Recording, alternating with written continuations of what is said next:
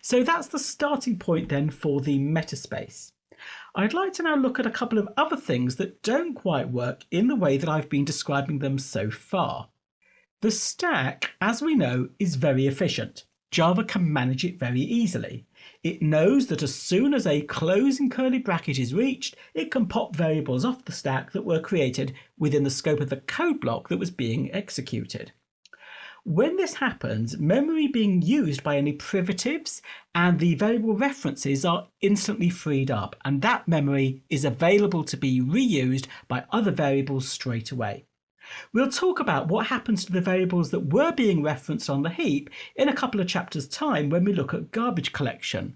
But at this point we know that at some point they're also going to be freed up and that memory space will be available for reuse.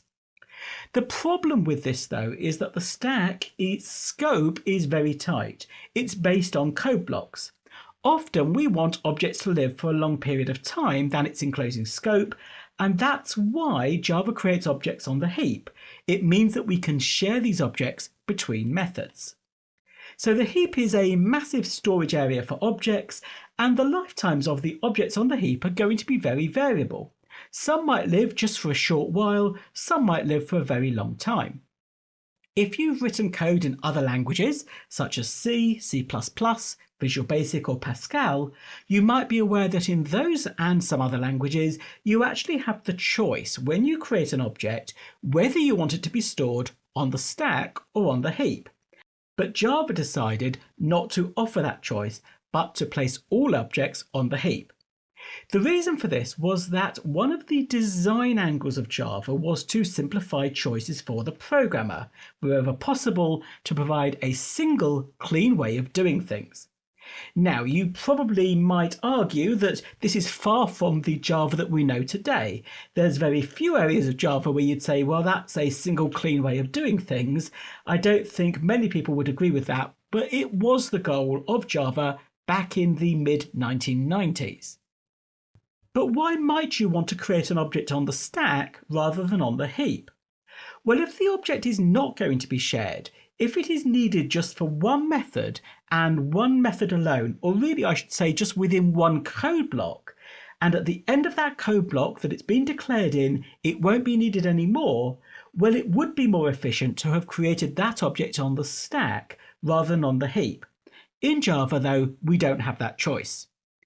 Actually, although we as the programmers don't have that choice, modern virtual machines are very efficient and very clever.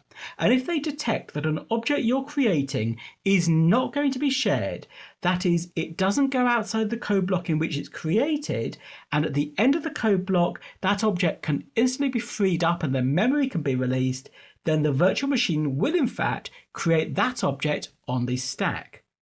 Now, this is not something we really need to know about. We won't see it, it won't impact anything we write, but I'm mentioning it because I want to point out that although Java doesn't give us any control over where objects are created, the virtual machine in reality makes the most efficient choice for us. So our code will generally run in an optimized way.